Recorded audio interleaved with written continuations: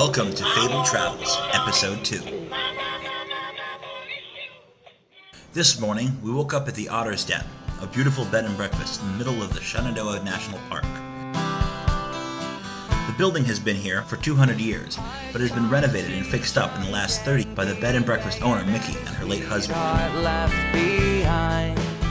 The amount of hard work they put into it really shows. The King Suite we stayed in was comfortably large and trimmed with modern accoutrement, yet still retained its rugged, rustic roots. From the low window in the King Suite, you could even see the sun come up over the Shenandoah Valley. A note left for us the night before informed us that breakfast would be at 9 a.m. The kitchen is crammed from floor to ceiling with historical portraits of generals who fought on both sides of the war between the states.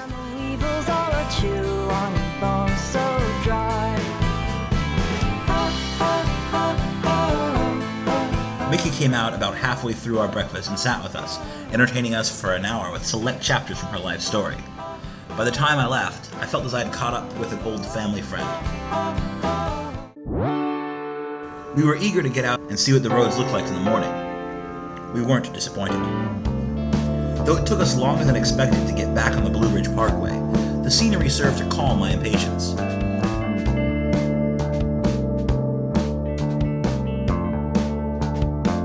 We eventually did get on the parkway. The whole trail gently switchbacks the mountain ridges, rising and falling with their crests.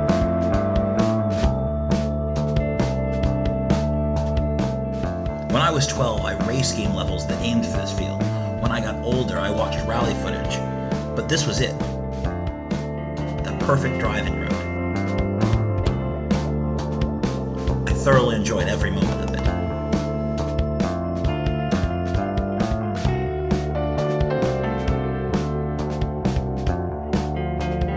Somewhere on the latter half of our drive, Kai and I pulled over on one of the scenic overlooks to have some lunch. It was a beautiful, serene view. Just as we were packing up, I noticed a biker pulling into the same overlook. He was clearly on a long-distance trek. My curiosity got the best of me, and I struck up a conversation. Joshua Brown. Turns out, he had been on the road 6 months. Graciously, he allowed me to interview him. I was a mountain biker, so road biking, touring was a brand new beast to me, I got this bike really cheap on Craigslist. I've had like 7 flats. This is my fifth set of tires. 6 months on the road. There's got to be some stories. What's one of the things you think, man, this is like probably the best story so far, I went to go fill up my water bottle at a bar. It was 10 o'clock in the morning. The bartender behind the bar, I'm sure it was the owner, was drunk at 10 o'clock in the morning. So I'm beat red, and then she asked me, just like regular business, will you be paying cash or credit card? And I was just like, whoa, For the full interview, click here, or follow the link in the underbar. After the impromptu interview was over, we headed back down the Blue Ridge Parkway. Eventually, we got off it and rejoined Route 81. Not too far onto the highway, we started noticing something peculiar.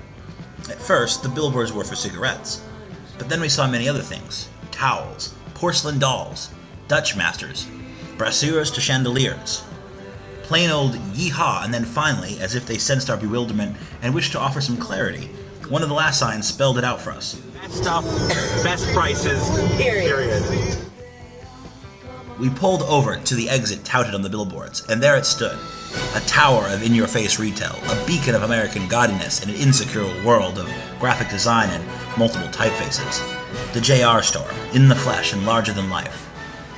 We entered and found a dizzying array of, stuff. And more stuff. And yet even more stuff.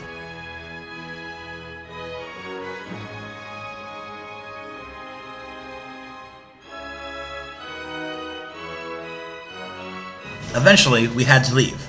It was back on the road for another hour or two. Our goal was to make it to Charlotte, South Carolina.